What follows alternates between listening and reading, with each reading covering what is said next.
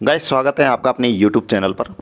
तो जैसा कि आप हॉस्टल वार्डन के जो एग्ज़ाम दे के आए वो अभ्यर्थी इंतज़ार कर रहे हैं आंसर की का। आंसर की के बाद आप रिजल्ट का इंतज़ार करेंगे, लेकिन उससे पहले आपके जो कमेंट्सों के माध्यम से मुझे जो मार्क्स बताए गए हैं उसके आधार पर मैं एक आपके बीच में एनालिसिस करने वाला हूं। हालांकि मेरे एनालिसिस करने से ज़्यादा कोई फ़ायदा नहीं है। जो भी रिज़ल्ट आएगा जो आप करके आए उसी के आधार पर आएगा।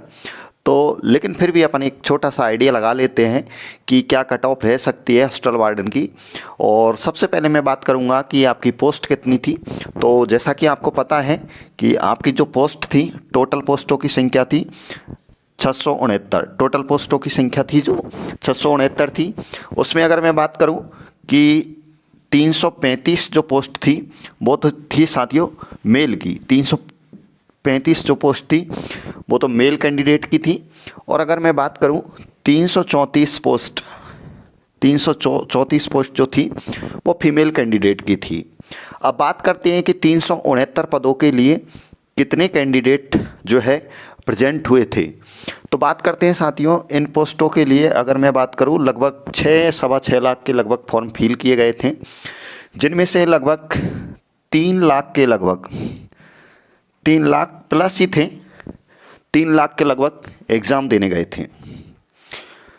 3 लाख के लगभग ये विद्यार्थी एग्ज़ाम देने गए थे।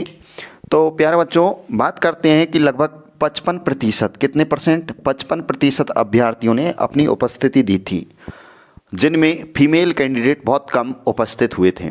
ठीक है, फीमेल कैंडिडेट ने अपनी प्रेजेंट बहुत कम दर्शाई थी और मेल ज़्यादा गए थे।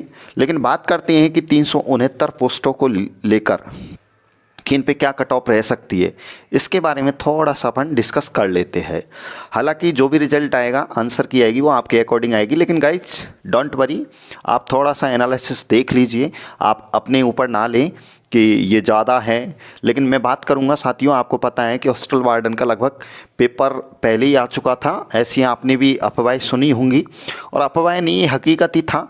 लेकिन फिर भी जो है ऐसा तो है नहीं है कि पूरी वैकेंसी बिक गई होंगी, लेकिन कुछ परसेंट बिक जाती है। तो फिर भी आपकी क्या कट ऑफ रह सकती है उसी के अकॉर्डिंग मैं आपको कट ऑफ बताने वाला हूं कि अगर आपके इसके बीच में आ रहे हैं तो चाहे पेपर बिक जाए चाहे कुछ भी हो जाए, फिर भी आप सिलेक्शन की दौड़ में हो।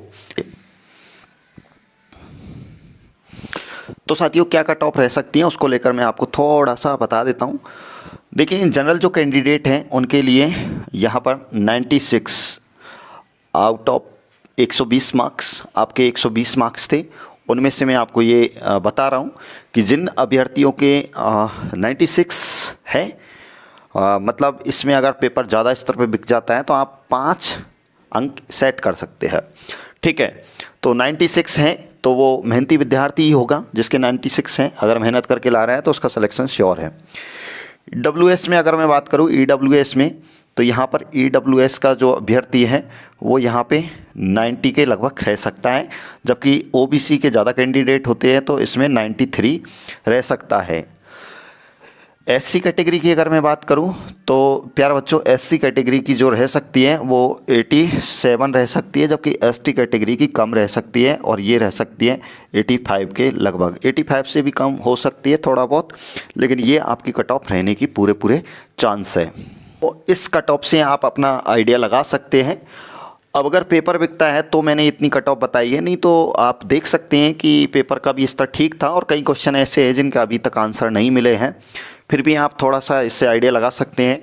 और मैंने कई विद्यार्थियों के कमेंट्सों के माध्यम से ये कट ऑफ आपको बताई है।